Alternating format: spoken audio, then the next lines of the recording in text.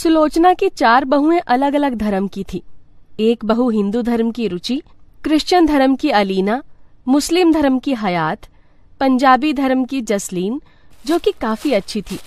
सुलोचना खुद से बात करते हुए कहती है, मेरे एक भी बेटे ने मेरी बात नहीं सुनी, अपनी अपनी पसंद की बहुएं ला कर रख दी और चारों बहुएं अलग अलग धर्म की। बस मेरा छोटा वाला बेटा राहुल ही बचा है जिसकी शादी होनी है, लेकिन मैं उसकी शादी किसी दूसरे धर्म की लड़की से नहीं करवाने वाली। मैं अपनी पसंद की लड़की से ही राहुल की शादी करवाऊंगी। मेरे भी अरमान थे कि मैं अपने बेटे की शादी करवाऊं, अपनी पसंद की लड़की से करवाऊं, लेकिन मेरे एक भी बेटे ने मेरे बारे में नहीं सोचा। अब बस राहुल की शादी में ही मैं अपने अरमानों को पूरा कर सकती हूँ।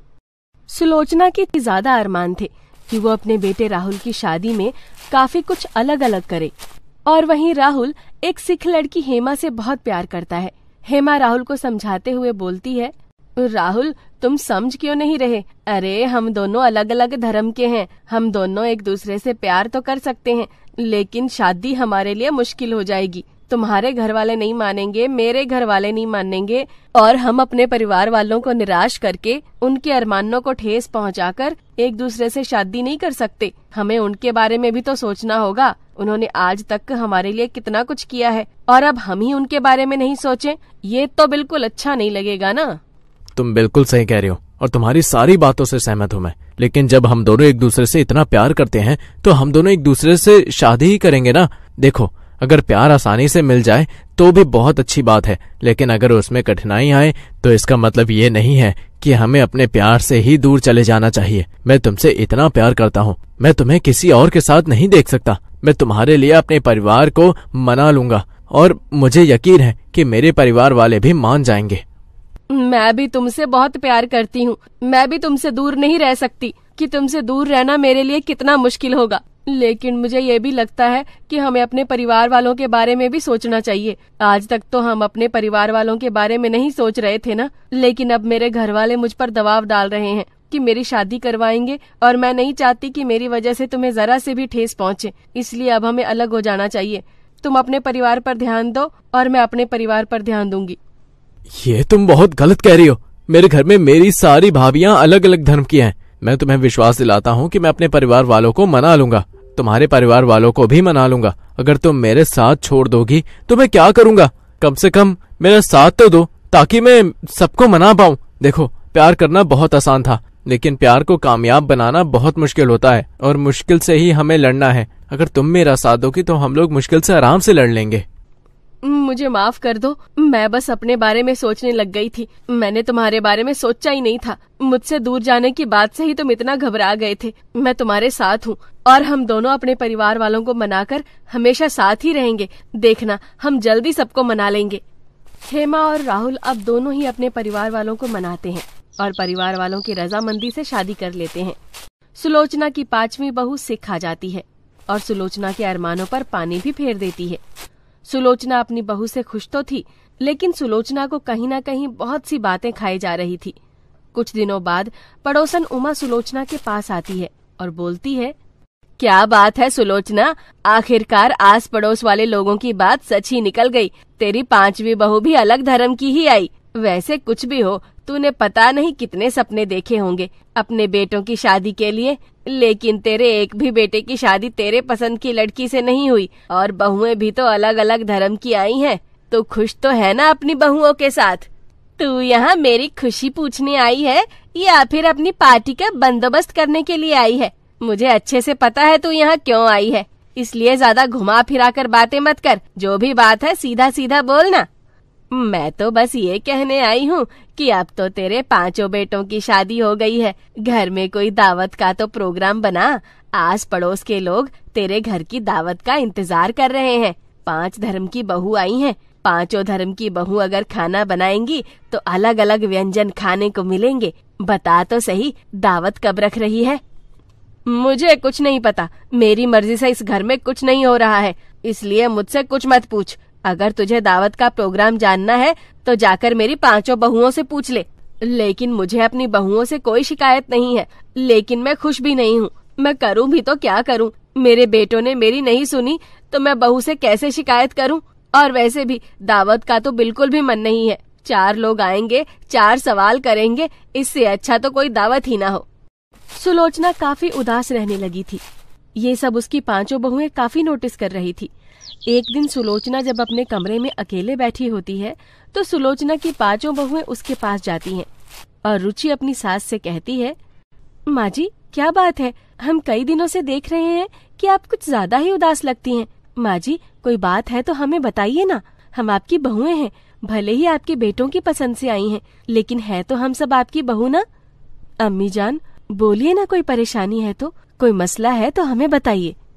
तुसी चिंता मत करो मम्मी जी, 5 बहुएं हैं आपकी, 5 बहुओं को अपनी शिकायतें बता दो, चुटकियों में आपकी परेशानियां हल हो जाएंगी। बताइए ना मम्मी जी क्या दिक्कत है आपको। यस मॉम, हम आपके साथ हैं। अगर हमें आप बताएंगी कि आपको क्या प्रॉब्लम है तो देखना गॉड भी आपकी प्रॉब्लम को जल्दी से सॉल्व कर देंगे। बताइए ना मॉम, हम आपके साथ हैं, हम आपको कभी भी अपसेट नहीं देख सकते, पर कुछ दिनों से आप अपसेट दिख रही हैं, इसलिए हमें बिल्कुल भी अच्छा नहीं लग रहा है। अरे तुम 5 मेरी परेशानियां हो, तुम 5 अलग अलग धर्म की बहुएं हो और आस पड़ोस के लोग मुझसे दावत मांग रहे हैं। मैं कैसे दावत दे दूं? तुम 5 अपने अपने धर्म का खाना बना दोगी और कोई कुछ बना दे जो लोगों को पसंद ना आए, पूरा बवाल खड़ा हो जाए, तब मैं क्या जवाब दूंगी? इसलिए मुझे बिल्कुल अच्छा नहीं लग रहा। तुम 5 से मुझे शिकायत नहीं है, लेकिन मैं खुश नहीं हूँ। मैं साफ साफ बता रही हूँ, मैं कहीं भी मुंह नहीं दिखा सकती क्योंकि मेरी 5 अलग अलग धर्म की बहुएं आई हैं। अपनी सास की बातें सुनकर 5 बहुएं सुलोचना के कमरे से बाहर आती हैं और सबसे छोटी देवरानी हेमा बाकी 4 से बोलती है, माँ जी बहुत परेशान है, उन्हें यही बात खाए जा रही है कि उनके 5 बेटों की शादियां हो गई और उन्होंने कोई दावत नहीं दी। लोग उनसे दावत मांग रहे हैं, उनसे पार्टी मांग रहे होंगे, लेकिन वो खुश नहीं है तो कैसे दावत दे सकती हैं? लेकिन हम उनकी बहुएं हैं और 5 बहुओं को अपनी सास को खुश करना पड़ेगा, इसलिए हम दावत करेंगे, ठीक है? 5 बहुएं मिलकर आस पड़ोस के लोगों को, नाते रिश्तेदारों को दावत के लिए बुला लेती हैं और अगले दिन जब दावत होती है तो सारी तैयारियां वो खुद ही करती हैं। 5 धर्म की बहुएं अपने अपने धर्म का बेस्ट खाना बनाती हैं जिससे लोगों को कोई परेशानी ना हो। सब लोग आ जाते हैं और दावत शुरू हो जाती है। तभी सुलोचना भी बाहर आती है और लोगों को देखती है। वो अपनी बड़ी बहू से बोलती है, ये सब क्या हो रहा है? हमारे घर में दावत हो रही है और मुझे इस बारे में किसी ने कुछ बताया क्यों नहीं? और दावत में तुम लोगों ने क्या बनाया? कोई परेशानी तो नहीं होगी ना? मुझे तो डर लग रहा है। अरे सुलोचना, तेरी 5 बहुएं अलग अलग धर्म की हैं और दावत बहुत अच्छी है। मैंने आज तक ऐसी दावत कभी नहीं खाई जैसी तेरे यहाँ खा रही हूँ। अलग अलग जगह का स्वाद, अलग अलग धर्म का स्वाद है और वो भी इतना बढ़िया, सच में दिल खुश हो गया। तू तो बहुत किस्मत वाली है। हर कोई सुलोचना की 5 बहुओं की बहुत तारीफ करता है। ये देखकर सुलोचना को भी बहुत खुशी होती है और इसी के साथ अंत में 5 धर्मों की बहुओं की दावत सफल रहती है और सुलोचना भी खुश हो जाती है। पूर्णिमा अपनी माँ की मौत के दुख में खोई हुई थी। वो घर के बाहर बैठकर रो रही थी। तभी वहाँ एक गाड़ी आकर रुक गई। घर के सामने नई गाड़ी देखकर पूर्णिमा चौंक गई। वो गाड़ी फूलों से सजी हुई थी। ये नई गाड़ी हमारे घर के सामने आकर क्यों रुक गई? किसकी गाड़ी है ये? तभी पूर्णिमा को उसकी जिंदगी का सबसे बड़ा दुख पहुंचा। गाड़ी में से पूर्णिमा का पिता मोहन नीचे उतरा। मोहन शादी के जोड़े में था और मोहन के बाद एक औरत बाहर आई। पूर्णिमा को समझने में देर नहीं लगी कि उसके पिता ने दूसरी शादी कर ली है। आओ आओ रत्ना, आज से ये घर तुम्हारा है। वाह, बड़ा सुंदर घर है आपका। लेकिन तुमसे सुंदर नहीं है। चलो अंदर चलो। पूर्णिमा रो रही थी लेकिन उसके पिता ने उस पर ध्यान ही नहीं दिया। मोहन की नई बीवी रत्ना ने पूर्णिमा को देखा और कमरे के अंदर जाने के बाद उसने मोहन से पूछा, वो घर के बाहर जो लड़की खड़ी है वो कौन है? वो असल में वो मोहन घबरा गया लेकिन तुरंत खुद को संभाल कर कहा, वो मेरे घर की नौकरानी है। बेचारी के माँ बाप मर गए हैं, यहाँ आकर रो रही थी तो मैंने उसे काम पे रख लिया। वाह, कितना बड़ा दिल है आपका। लेकिन वो अभी भी क्यों रो रही है? माँ बाप को याद कर रही है शायद। मैं चाहे जितना भी प्यार दे दूं, माँ बाप की जगह तो कोई नहीं ले सकता ना। हाँ, ये तो बिल्कुल सही कहा आपने। आप कितने अच्छे हो। हाँ हाँ, खैर अब जाओ, मुंह हाथ धो लो। मैं पूर्णिमा को खाना बनाने के लिए कहता हूँ। रत्ना मुंह हाथ धोने के लिए बाथरूम में चली गई। तभी मोहन ने पूर्णिमा को बुलाया। पूर्णिमा, अरे पूर्णिमा, इधर आ, करमजली, इधर आ। पूर्णिमा रोते हुए आई। पापा, आपने फिर से शादी कर ली पापा। चुप, एकदम चुप। आज से तू मुझे पापा कहकर नहीं बुलाएगी। मैं तेरा बाप नहीं हूँ, मुझे तो बेटा चाहिए था, लेकिन तेरी माँ ने तुझे जन्म दिया। आज से तू इस घर की नौकरानी है, और रत्ना को कुछ भी बताया ना तो मैं तुझे इस घर से तो क्या, इस दुनिया से निकाल दूंगा। हाँ। पूर्णिमा के पास जाने के लिए कोई जगह नहीं थी, इसीलिए उसे मोहन की बात चुपचाप माननी पड़ी। उसने अपनी नई सौतेली माँ के लिए खाना बनाया। ये लीजिए मालकिन, खाना बन गया है। अरे वाह, तुमने इतनी जल्दी खाना बना लिया, गुड गर्ल। अरे रत्ना, ऐसे इतना सर पे मत चढ़ाओ, नहीं तो कुछ दिन बाद ये सर पे चढ़कर नाचेगी। तू जा, अब हम खाना बनाएंगे। पूर्णिमा रसोई में ही सो गई। उसकी माँ को मरे हुए सिर्फ 1 हफ्ता हुआ था। पूर्णिमा अभी भी उस सदमे से बाहर नहीं निकल पाई थी। स्कूल जाते वक्त वो अपनी माँ को हंसती हुई देखकर गई थी, लेकिन लौटकर उसने देखा कि उसकी माँ जमीन पर लेटी हुई है और उसका शरीर सफेद चादर से ढका हुआ है। माँ, माँ आपको क्या हुआ? माँ, माँ बात करो। माँ, आपकी तबीयत खराब है क्या? कुछ तो बोलो ना माँ। माँ। पास में ही मोहन बैठा हुआ था। उसने कहा, वो बात नहीं करेगी, वो मर चुकी है। मर चुकी है मतलब? कैसे हुआ ये सब? जाते वक्त तो माँ एकदम ठीक थी। अरे मौत कब और कैसे आ जाए ये कौन बता सकता है। चल हट जा, तेरी माँ को शमशान ले जाना है। पूर्णिमा अपनी माँ को छोड़ना नहीं चाहती थी। वो अपनी माँ की लाडली बेटी थी।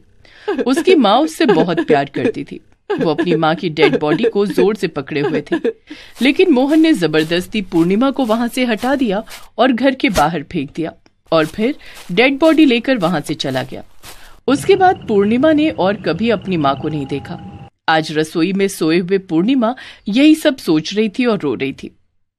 माँ, काश मैं उस दिन स्कूल ना गई होती तो आज आप जिंदा होती। मुझे पता है मैं घर पर रहती ना तो मैं आपको बचा लेती, नहीं तो मैं भी आपके साथ चली जाती। माँ, अब कहाँ हो माँ, अब कहाँ हो? इतनी सी उम्र में माँ को खोने का दुख क्या होता है वो सिर्फ उसे ही पता होता है जिसने अपनी माँ को खोया हो। ऊपर से अब पूर्णिमा की नई सौतेली माँ आ चुकी थी। उसे पूर्णिमा बता भी नहीं सकती थी कि असल में वो इस घर की बेटी है। दिन बीतने लगे। धीरे धीरे मोहन ने रत्ना के मन में भी जहर घोल दिया।